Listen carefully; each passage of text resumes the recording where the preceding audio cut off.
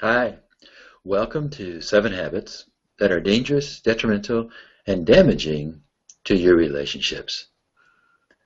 Today, we're going to be taking a little closer look at improper use of texting.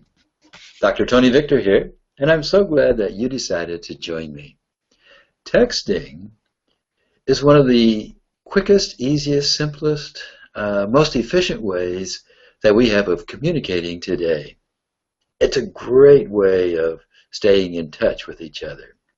However, in a long-term, intimate, committed relationship, texting can actually get in the way of building that sense of emotional connection, that sense of love, that sense of intimacy. Now, the reason for that is actually a couple reasons. First, it's because of the way that our brains function. You see, our brains are designed for a couple of reasons, for a couple of things. First has to do with our primitive, if I could say that word, primitive survival. And the second has to do with having that experience of fulfillment and that experience of passion, having that experience of joyful relaxation. That's experience of what I refer to as emotional connection. Now, between these two, the experience of full aliveness and emotional connection and survival, our brains are hardwired to put far more emphasis on survival. And so naturally, our brains will focus much more attention and energy into the things that can be hurtful and harmful to us. Now, the second piece here that's very important is communication itself. Communication is about far more than just the words that we're sharing. Communication is a felt experience, especially communication in a long-term committed relationship. It's about feeling the other partner, feeling your partner. So what we understand about communication is that communication is more than 80% nonverbal. Communication is about the facial expressions. It's about the body language. It's about the tone of the voice that the person's using to communicate. In text messaging, we receive less than 20% of the information that we need to be able to really understand and to really get what the other person is trying to express to us. Now, when we don't have that 80% of the information that we need, what our brains do is they just naturally fill that information in. But the information that they fill in will always tend to be in the worst case scenario based on past experiences. So some people try to make up for that by using these little emoticons, these little pictures, a smiley face or little tear running down the face to express happiness or sadness or whatever they're trying to express. The emoticon is just simply a picture that gives us a mental representation. What the emoticon cannot do is give us the felt experience of the other person's meaning.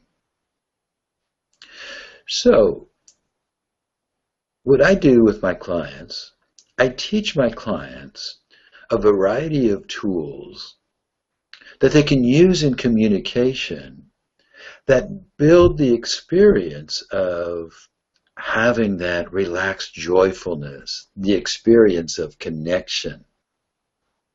You see, in texting, we often misunderstand and misinterpret our partner's intention and our partner's meaning.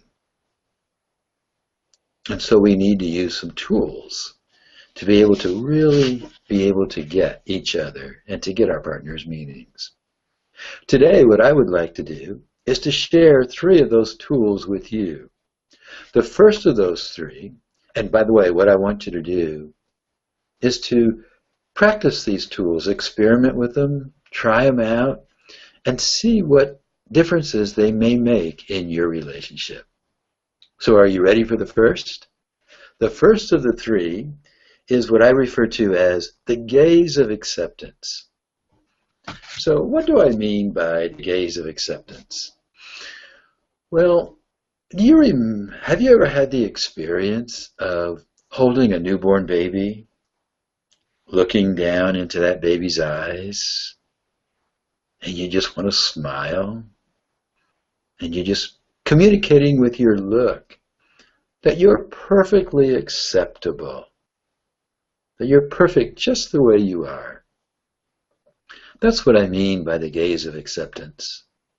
Now, in most long-term committed intimate relationships, in that first stage of the relationship, when couples first start dating and they fall in love, that gaze of acceptance is just natural.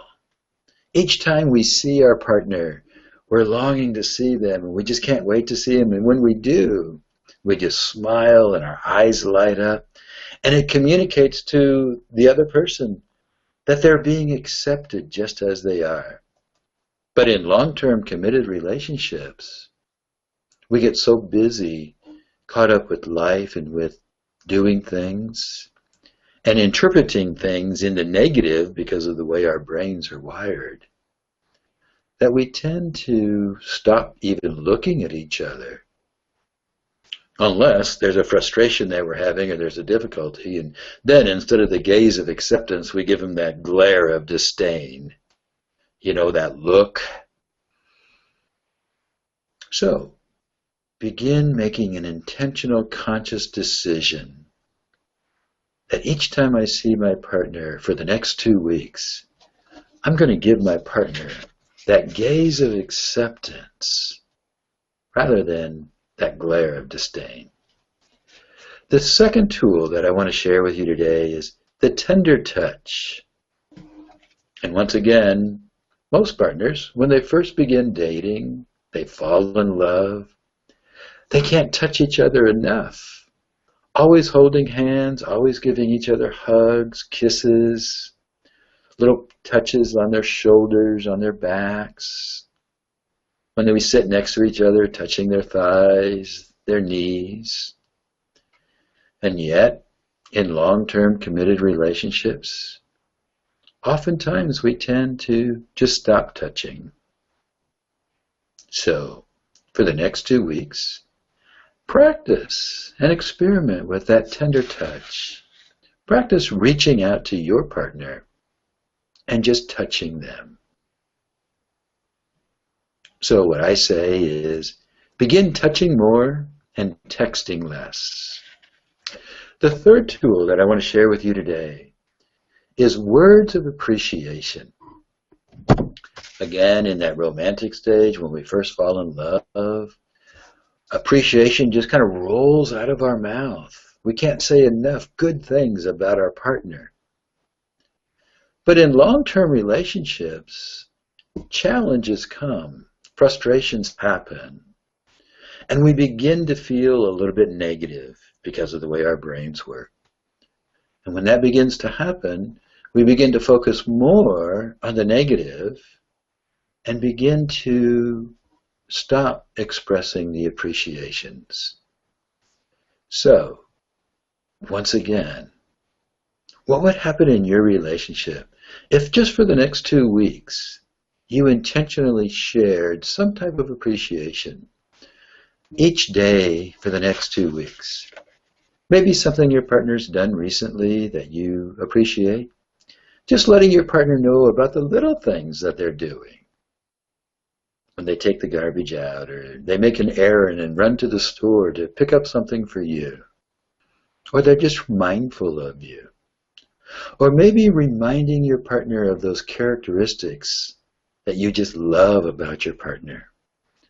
Letting your partner know that he or she really is appreciated. Now, imagine what might happen if you took a couple minutes and just did all three of these.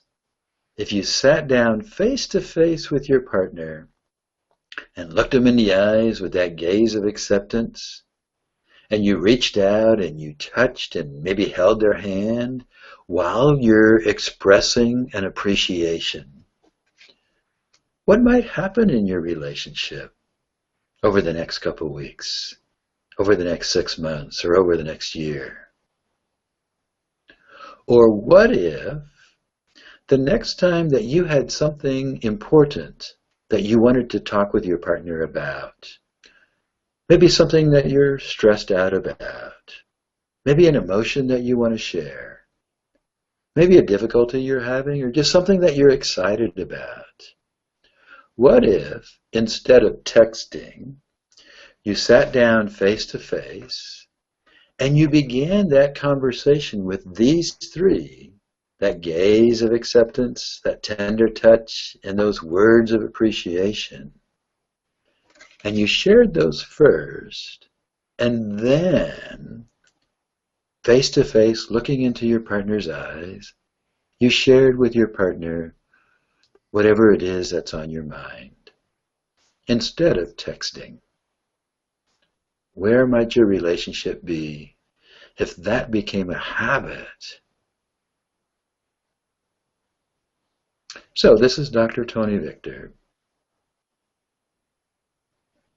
encouraging you and helping you to create the relationship of your dreams.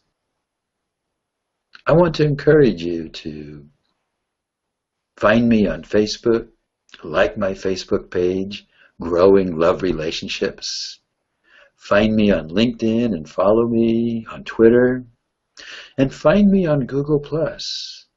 And circle me in your groups. And circle my page, Growing the Love Relationships of Your Dreams. Until next time, stay connected.